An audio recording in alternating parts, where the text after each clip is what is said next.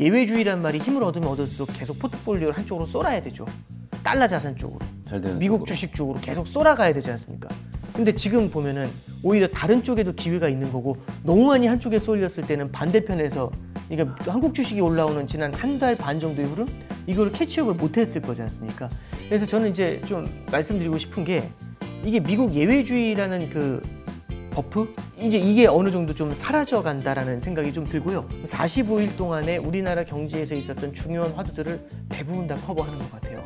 그래서 저 같은 사람들은 거기서 이제 금리를 인상하냐 인하하냐에 대한 힌트도 되게 많이 볼 수 있지만, 적어도 우리나라 경제에 대한 지난 45일간의 가장 핵심이 되는 화두, 이런 쪽은요, 지금 포트폴리오가 단기화되어 있는 것에 대해서는 정말 조심하셔야 될 것 같아요. 이 뉴스를 잘못 따라다니다 보면은, 그리고 이제 어설프게 이건 잘 풀릴 거야 이렇게 생각해서 들어갔다가는 낭패 보는 경우들도 많이 생기거든요.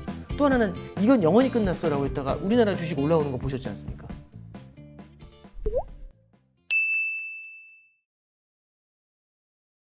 미국 국채랑 달러가 과거에는 그래도 안전자산의 대표적인 상품이었잖아요. 네. 근데 요즘에 정말 안전자산일까? 이런 생각이 네, 4월 달에 그랬죠. 4월 달에 저도 출연해서 말씀드렸던 것 중에 하나가 뭐냐면은, 결국에는 중국한테 관세를 세게 때리다 보니까 중국이 이걸 offset하기 위해서 미국의 국채를 던진다. 그럼 미국의 국채를 던지면 이제 그 중앙은행들이 미국 국채 말고 다른 걸 담으려고 하는 거잖아요. 그게 네. 일본 엔화 자산, 유로 자산, 금이 될 수 있는데, 그래서 4월 달에는요, 달러 가치가 확 떨어지면서 엔화, 유로화, 금 가격 이런 게 셋이 동시에 떴어요. 이게 이제 4월 달의 모습이거든요. 이때는 사실상 미국에 있는 주식이나 채권 같은 자산을 다 팔고 달러를 팔고 유로나 엔화나 금을 사서 나가거든요. 그러면은 미국의 채권 가격도 떨어지고 금리가 오르는 거죠. 그 다음에 달러도 약세를 보이고, 이런 모습이었던 겁니다. 그래서 그때 당시에 시장이 저렇게 흔들리는데 주가가 빠지고 하는데 왜 달러가 빠질까? 그럼 달러는 안전자산이 아닌 건가? 네. 그게 달러가 그때는 일시적으로는요, 시장의 신뢰를 잃어버렸던 거죠. 무조건 100%의 신뢰를 해야 안전자산이 되는 거 아닌가요? 아무리 어려워도 얘는 괜찮아?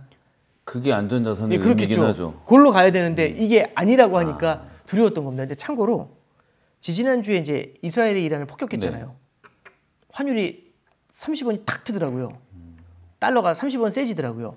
근데 이제 언론에서 뭐라고 얘기가 나오냐면 안전자산 달러로 쏠렸다. 이 얘기가 나옵니다.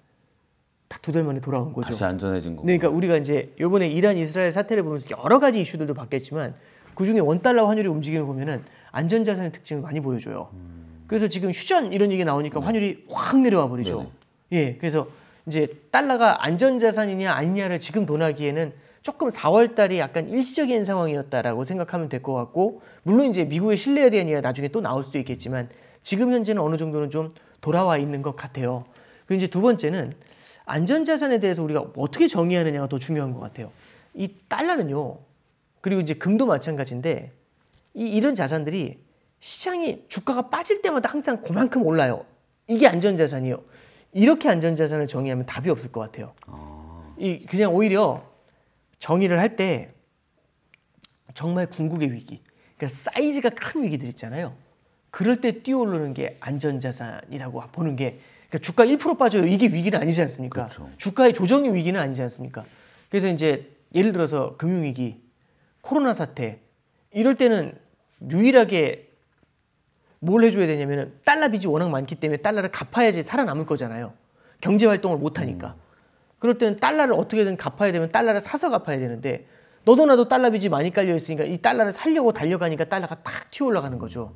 그러니까 결국엔 달러를 쥐고 있으면 빚이 있어도 살 수 있어 라는 믿음을 주게 되니까, 이게 궁극의 위기에서는 달러를 안전자산의 지위로 만들어주는 거거든요. 그게 이제 기축통화인 거고. 그러니까 이제 우리가 안전자산을 어떻게 정의하느냐, 여기에 따라 다른 거고, 저기 4월 달에 주가 빠질 때 달러가 같이 빠졌잖아. 넌 안전자산 아니야. 약간 이 논리가 약간 좀 과하다. 그 말씀 맞는 것 같아요. 안전자산이 안전자산 역할을 하려면 좀 큰 위기, 그렇죠. 그런 대형 위기, 이런 것에서 좀 더 명확하게 안전자산의 역할을 하는구나, 그런 생각이 드네요. 자, 경기 둔화기하고 급등기의 투자 전략이 좀 다를 것 같아요. 지금 또 한국 시장이 되게 뜨겁게 올라가고 있잖아요. 이럴 때 달라진 상황에서 어떤 투자 전략을 가져야 되는가? 제가 이 말씀 하나 드릴게요. 미국 증시가 많이 떨어졌다가 지금 전고점 왔거든요. 나스닥은. 그럼 이제 미국 증시는 여전히 좋네. 근데 지난 1, 2월 달에 나스닥이 전고점일 때 그때하고 지금하고 좀 다른 게 있어요. 1월 1, 2월 달에는요. 코스피가 2,400 정도 됐거든요. 제 기억에. 근데 지금은 코스피가 3,100이지 않습니까? 네. 그때는 원달러 환율이 1,450원이었거든요. 지금 원달러 환율이 1,350원 수준, 그 560원 하지 않습니까? 네. 다르죠. 주변 환경이 좀 달라졌죠. 그때의 주식시장 상승은 약간 미국 예외주의의 버프가 좀 크지 않았을까요? 예외주의란 얘기는 미국이 좋다도 있지만 딴 데는 별로다라는 얘기를 같이 깔고 있잖아요. 근데 지금은 그래서 연초 이후의 상승률로 보면은 유럽이라든지 한국이라든지 이런 국가들의 주가가 더 많이 뛰어 올랐지 않습니까? 네. 그럼 이제 우리는 어떻게 보면 예외주의란 말이 힘을 얻으면 얻을수록 계속 포트폴리오를 한쪽으로 쏠아야 되죠. 달러 자산 쪽으로, 잘 되는 미국 쪽으로. 주식 쪽으로 계속 쏠아가야 되지 않습니까? 근데 지금 보면은 오히려 다른 쪽에도 기회가 있는 거고 너무 많이 한쪽에 쏠렸을 때는 반대편에서 그러니까 한국 주식이 올라오는 지난 한 달 반 정도의 흐름 이거를 캐치업을 못했을 거지 않습니까? 그래서 저는 이제 좀 말씀드리고 싶은 게 이게 미국 예외주의라는 그 버프 이제 이게 어느 정도 좀 사라져 간다라는 생각이 좀 들고요. 그럴 때 미국 자산이 나쁘다가 아니라 다양한 자산들이 서로 다른 퍼포먼스를 낼 수가 있으니까 하나만 무조건 뛰어 올라가는 게 아니고 그럼 이럴 때는 좀 이렇게 넓게 펼치는 전략이 지금으로서는 더욱더 유효한 전략이 되지 않겠는가 그런 생각이 들고요. 그리고 이제 미국도 하반기 내년 초로 넘어가면서 계속해서 달러 약세에 대한 정책을 갖다가 좀 많이 가져가려고 할 것 같아요. 물론 달러가 뭐 폭락한다 이런 개념은 아니겠지만 그러면은 이럴 때는 미국 자산 이외의 자산들에 대한 관심도도 당연히 더 높아질 수가 있거든요. 이런 관점에서 한번 시장을 보시면 어떤가 싶습니다. 그러면은 뭐 지금은 번역도 잘 되고 그래서 한국과 미국 시장 이외에 혹시 단장님께서 좀 여력이 되시면 이런 나라 아니면 이런 지역도 한번 좀 살펴봐라. 국제적인 그 흐름을 볼 때 추천해 주실 만한 지역? 예. 나라? 저는 이제 당연히 두 군데 같이 보죠. 중국이랑 일본을 같이 보죠. 일본 같은 경우는 그 결국에는 통화 정책의 큰 전환점에 와 있는 거잖아요. 결국에는 계속해서 엔화 약세에 돈 풀기를 했었는데 이제는 그 돈 풀기의 속도를 줄이고 엔 약세에서 어느 정도는 강세로 전환되는 관점을 좀 봐야 될 수가 있어요. 이게 일본도 엔화 약세가 너무 오래 지속이 되죠. 이러면은 문제가 여러 가지가 생길 수 있습니다. 첫째는 엔화는 약한데 일본의 임금이 안 올라요. 그러면 일본 사람들 입장에서는 해외에 나가서 임금 상승률이 좀 높은 해외에 나가서 생활하는 게 훨씬 더 엔화가 약하지 않습니까? 훨씬 더 구매력이 높은 거죠. 그러면은 일본의 젊은 청년들이 나갈 수도 있잖아요, 해외로. 네. 그러면은 어떤 일이 벌어질까요, 일본 내에? 그러면 결국에는 젊은 사람들의 숫자가 더 많이 줄어드니까 노령화가 더 심해질 수가 있죠. 그러니까 일본 입장에서도요, 결국에는 너무 과도한 엔화 약세 여기에 대해서는 이제 한 번 정도는 선을 긋고 나가줄 필요는 있어요. 근데 엔화 약세에서 강세로 간다고 하니까 다들 엔 강세네 하면서 이제 들러붙게 되거든요. 그럼 이제 엔화 강세를 천천히 가져가고 싶은데 급격한 강세로 갈 수밖에 없거든요. 이렇게 되면. 그러니까 이럴 때는 속도 조절을 해야죠. 갈 것처럼 안 갈 것처럼 갈 것처럼 안 갈 것처럼 그래야 너무 들러붙는 게 별로 없을 거지 않습니까? 그래서 이제 일본의 엔화 움직임도 같이 봐야 작년에 보셨던 엔캐리 트레이드 이런 거하고도 연관이 되거든요. 그래서 그거 하나 보고 있고요. 그다음에 이제 중국 움직임도 앞서 금융시장 개방에 대한 뉴스부터 시작해서 어떤 정책이 나오지, 그리고 미국이랑 어떻게 대립각을 세우고 있지, 어디서 해결의 실마리를 찾을 수 있지, 그런 뉴스 플로우는 계속해서 좀 같이 보고 있습니다. 일본의 경제는 앞으로 어떻게 보이세요? 전망하시기에? 제가 이제 뭐 어떻게 될 거다 이런 말씀보다도요. 지금 굉장히 딜레마가 큰 것 같아요. 그 딜레마 중에 하나는 뭐냐면은 결국에는 방금 말씀드렸던 게 가장 큰 핵심인데 금리를 올려야 되냐 말아야 되냐의 문제가 있는 것 같아요. 금리를 올리려니까 미국 경제하고 맞물려 가지고 관세 불확실성이 큰 것 같아요. 이러면은 불확실성이 큰 상태에서 금리를 올리는 그런 이제 애매한 상황이 되는 거죠. 지금 다른 국가들은 불확실성이 큰 상황에서 금리를 내리고 있지 않습니까? 네. 근데 유럽도 많이 내려야 될 때 안 내렸으니까 지금 오히려 불확실할 때 올려야 되는, 그럼 불확실할 때 올리게 되면은 이게 일본 경제에 예상하지 못한 타격을 줄 수가 있잖아요. 그러니까 이제 엉거주춤해 있는 거죠. 근데 엉거주춤해 있는데 그러면 어떤 극단적인 상황이 오면서 계속해서 밀어 세울 수 있지 않습니까? 그래서 한 5개월 전에는 일본이 금리 인상해야 된다. 3달 전에는 금리 인상하면 안 된다. 그 다음에 또 어제는 해야 되나? 이제 왔다 갔다 오락가락하는 모습들을 보이죠. 이런 거는요, 경제 주체들한테 아주 좋은 시그널은 아닌 것 같아요. 그럼 이럴 때는 오히려 계속해서 이어졌던 성장이 조금은 주춤해질 수 있는, 슬로우해질 수 있는 그런 가능성은 열어둘 수가 있겠죠. 네. 저희도 이제 유튜브 여기저기 보다 보면 다양한 정보를 취합해서 투자를 결정하고 하는데 네네. 단장님께서 좀 추천하시고 조언하시는 그래도 일반 투자지만 이런 것까지는 좀 봐야 되지 않을까라는 부분이 있을까요? 뭐 머니 올라 많이 보시면 좋고요, 당연히. 예. 네. 그 저희 신한은행 유튜브도 많이 봐주시면 좋고요. 이제 뭐 이런 건 그냥 농담처럼 말씀드린 네. 거고, 머니 올라는 굉장히 다양한 지역이 전문가분들이 나오시잖아요. 그래서 그분들 의견을 한번 이렇게 많이 보시는 건 좋은 것 같고, 저는 한국은행 유튜브도 한번 좀 보셨으면 좋겠어요. 한국은행 유튜브에 보면은 이 굉장히 다양한 주제들을 좀 깊이 있게 다루는 것들이 있어요. 근데 최근에 보면 굉장히 좀 쉽게 하려고 노력을 많이 하시는 것 같더라고요. 그래서 저 한국은행 아무 관련 없습니다. 네네. 근데 이제 그래도 저도 그 들어가서 볼 때가 있어요. 금요 강좌 이런 것들에는 진짜 꽤 좋은 그 굉장히 훌륭한 분들이 많이 나오셔서 좋은 강의 해주시거든요. 그래서 저도 그런 것들은 좀 많이 들으려고 합니다. 그리고 이제 그것보다 이제 더 중요한 거는 그런 일반 강의들도 있겠지만 45일에 한 번씩 금통이라는 거래요. 금융통화위원회. 그 금융통화위원회가 끝나고 나면은 한 뭐 점심시간을 전후해가지고 그 기자간담회를 하거든요. 한국은행에서. 그렇죠. 그럼 이제 이창용 총재가 지금 같은 경우 딱 나온 상태에서 기자들이 질문을 해요. 그 기자 이 질의응답하는 1시간 정도 되는데 그 안에 이 금통위가 45일에 한 번씩 이어지거든요. 45일 동안에 우리나라 경제에서 있었던 중요한 화두들을 대부분 다 커버하는 것 같아요. 그래서 저 같은 사람들은 거기서 이제 금리를 인상하냐 인하하냐에 대한 힌트도 되게 많이 볼 수 있지만 적어도 우리나라 경제에 대한 지난 45일간의 가장 핵심이 되는 화두 이런 쪽은요. 그 기자들이 웬만한 건 다 물어봐줘요. 그럼 거기에 대해서 우리나라 경제 정책의 수장이나 다름없는 거잖아요. 그죠? 한은 총재의 코멘트가 어떻게 나가는지 어떤 생각을 갖고 있는지 그런 것들을 확인할 수 있는 시간이 돼서 저도 금통위 기자회견 나오면 그거는 빼놓지 않고 2번씩 봅니다. 45일 만에 찾아오는 일타 강사 같은 느낌이네요. 그렇죠. 그리고 이제 그걸 보고 나서 신문 기사 같은 걸 보시면은 아무래도 이슈들 한 번씩 다 짚어보셨으니까 신문 기사 같은 거 읽기 편하시죠. 급변하는 그 경제 상황 속에서 샀다 팔았다를 계속 반복하는 투자는 좋지 않다 이렇게 네네. 알고 있는데 뭐 장기 투자를 하거나 자산 운용하시는 회사도 리밸런싱이란 걸 하잖아요. 예. 그 리밸런싱이 말이 리밸런싱이면 그것도 역시 사고 파는 것 같은데. 네, 맞죠. 예. 그 어떤 이유가 있을 때 또는 어떨 때 리밸런싱을 하는 건가요? 이게 첫 번째는요. 이 자산을 분산해서 투자했지 않습니까? 예를 들어서 10%씩 나눠 10개 종목 투자하자 했는데 갑자기 한 종목이 100% 뛰었어요. 그러면 이렇게 되잖아요. 그럼 얘는 사이즈가 지금 10%씩 투자한 게 아니죠. 이미 바뀐 거지 않습니까? 하나가 너무 많이 뛰었으면. 그러면 얘가 너무 과도하게 뛰었고 내 목표 주가도 많이 넘어서 있으면 잘라줘야죠. 잘라서 이 수익 난 걸 갖다가 다 분배하면 다시 10%씩으로 조절할 수가 있겠죠. 그쵸. 이런 게 하나의 리밸런싱이죠. 그죠? 그럼 이제 2번째는 주식하고 채권을 샀어요. 나는 주식 50, 채권 50 이렇게 얘기했어요. 근데 주가가 많이 올랐어요. 그럼 주가는 많이 올랐는데 채권은 많이 안 올랐잖아요. 그럼 50대 50이 아니죠. 그럼 주식의 비중을 줄여가지고 채권의 비중을 늘려야 되죠. 네. 그럼 주식의 비중을 줄인다는 얘기는 위험 자산의 비중을 줄이는 거고 채권의 비중을 늘린다는 건 안전 자산의 비중을 늘린다는 얘기잖아요. 그러면 이렇게 움직이게 되는 거죠. 근데 어느 날 보니까 주가가 너무 많이 빠졌어요. 그러니까 또 50대 50이 아니죠. 그럼 채권을 좀 줄이면서 주식을 끌어올려줘야죠. 그러면 주가가 내려갔었을 때 자산 가격이 좀 저렴해졌을 때 안전 자산의 비중을 줄이면서 위험 자산의 비중을 늘리는 이런 전략을 가져가는 거죠. 이렇게 자산 배분상에서 리밸런싱을 하는 케이스도 있고요. 세 번째는 너무 급격한 위기가 찾아왔을 때 예측할 수 없는.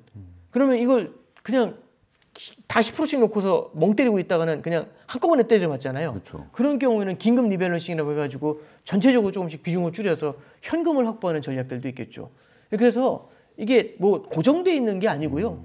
이 자산 배분이라는 게 이제 그 운용사라든지 이런 데서도 정기로 6개월 단위 이런 식으로 하는 거죠. 시기를 이렇게 정해놓고 하시는 거예요? 예, 그러니까 그게 정기로 하는 것도 있고요. 방금 전에 말씀드렸던 것처럼 특정 자산이 너무 많이 움직였을 때 수시로 움직이는 경우들도 있어요.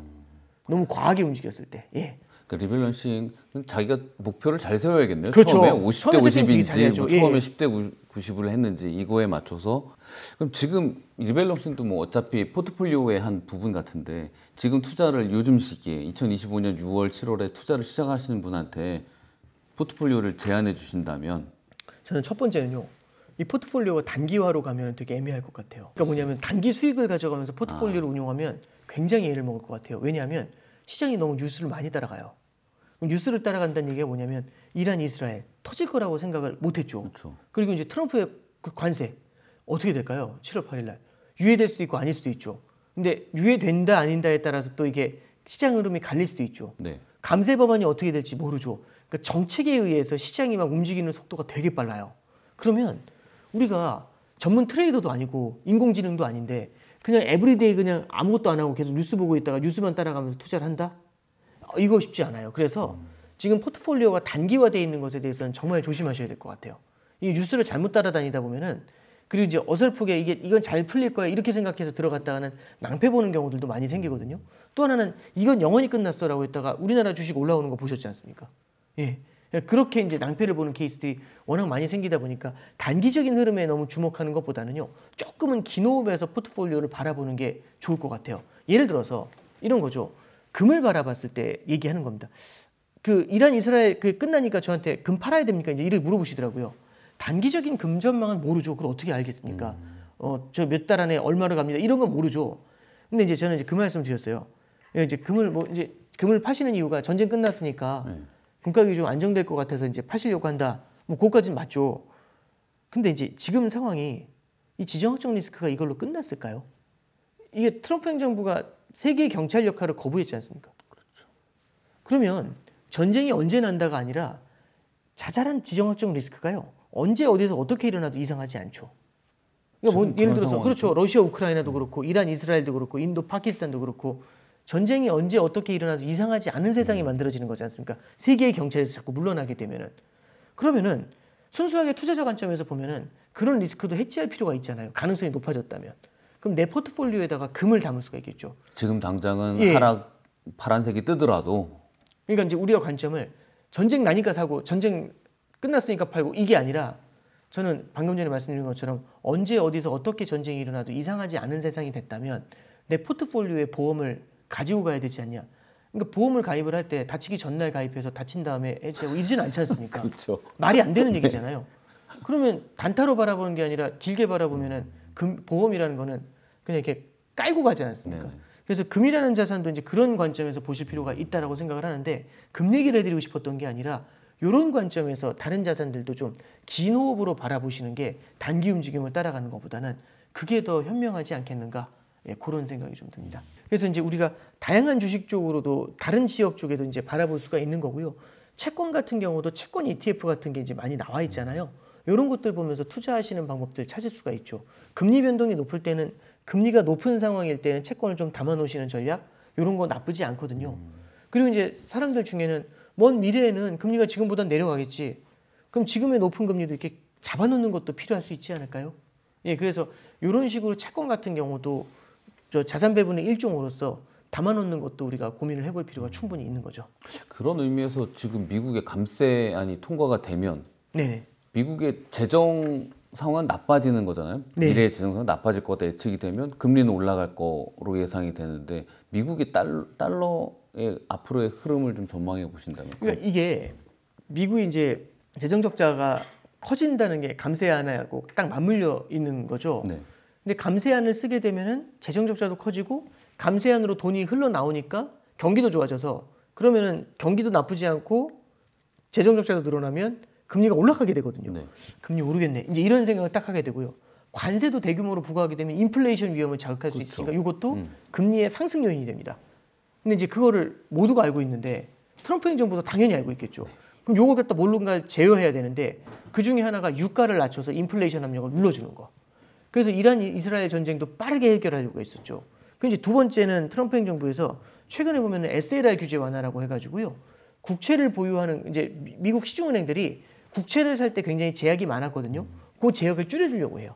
아까 말씀드린 규제를 네, 그렇죠. 완화해서. 그러면은 국채를 살 수 있는 룸을 만들어 주잖아요. 그러면 국채의 공급이 늘어나서 국채의 가격이 떨어지면서 금리가 오를 것 같기는 한데 네. 반대편에서 살 수 있는 수요를 규제 완화를 통해서 마련해 주잖아요. 그럼 어느 정도는 보완이 될 수가 있겠죠. 그래서 어느 한 방향이다 이렇게만 바라보시는 것보다는 양방향을 같이 열어놓으시는 게 지금은 맞는 것 같아요. 특히 금리를 바라볼 때는. 한국 주식시장이 지금 3,100 네. 막 올라가고 있습니다. 한국 증시가 이렇게 좀 급성장을 하는 느낌일 때 어떤 마음가짐으로 투자를 해야 되는지 조언해 주신다면. 저는 주식은 잘 모르지만 대한민국 국민의 한 명으로서 우리나라 주식시장이 그러니까 국장 탈출은 지능순 이런 얘기 나오는 건 되게 안타까운 일이거든요. 금융위기이지 않습니까? 이건 우리나라 금융 발전에 도움이 되는 게 하나도 없는 거죠. 근데 그런 관점에서 지금 우리나라 코스피 지수가 그래도 다른 국가들보다도 이 상승세가 되게 강하지 않습니까? 정말 다행이라고 생각하고요. 개인적으로 되게 기쁘게 생각을 합니다. 근데 이제 다만 하나 말씀드릴 거는 이게 보니까 주가가 올라가는 이유에 대해서는 뭐 여러 가지 제도 개선에 대한 기대 이런 게 있는 거고 세법이라든지 이런 것들 배당 소득세나 이런 거 그 개정에 대한 기대 같은 게 충분히 있는 거고요. 두 번째는 이제 추경을 해가지고 경기 부양을 하니까 하반기엔 경기가 좀 올라올 거라는 기대 이런 기대들을 가지고 이제 시장이 가파르게 뛴 거거든요. 근데 이제 항상 다 공통적으로 기대라는 말이 나오지 않습니까? 그렇네요. 예상을 한 건데 그만큼을 채워주는 게 되게 필요하거든요. 그걸 채워주면서 또 다른 기대를 만들게 됐을 때는 또 주가가 한 레벨씩 더 업그레이드가 되지 않습니까? 저는 하반기에는 그 기대를 꼭 채워줬으면 하고요. 그래서 우리나라 증시가 아직 전고점을 못 넘겼어요. 21년도에. 21년도 6월인가요? 그때 전고점이 3,320 정도 됐거든요. 이번에는 넘겨야죠. 다른 국가들 전고점 넘긴 나라가 수두룩하거든요. 그래서 우리나라도 이제 그 전고점을 좀 넘기기를 좀 간절하게 기도하고요. 그런 관점에서 봤었을 때 우리나라의 비전이 좀 더 앞으로 보이게 된다면 다른 나라 투자 이미 다른 나라에 나가 있던 투자도 한국 쪽으로도 좀 들어오게 될 수 있지 않을까요? 지금 자금의 흐름은 어떻다고 보세요? 외국인 자금이나 뭐 한국에 투자하는 심리가 외국에서도 많이 좀 생겼다. 우리나라 주식에 대한 관심을 갖고 있는 그 외국인 투자자들은 좀 있는 것 같아요. 그래서 보면은 최근에 우리나라 주식 끌어올릴 때 개인이나 기관이 끌어올린 것도 있지만 외국인들의 수급도 꽤 작용을 많이 했거든요. 우리나라 시장을 바라보는 시각이 조금은 좀 긍정적으로 바뀌어 있는 게 아닌가 그런 생각을 하고 있습니다. 알겠습니다. 자, 오늘 월간 오건영은 여기까지 마치고 다음 달에 또 찾아뵙겠습니다. 감사합니다. 네, 감사합니다.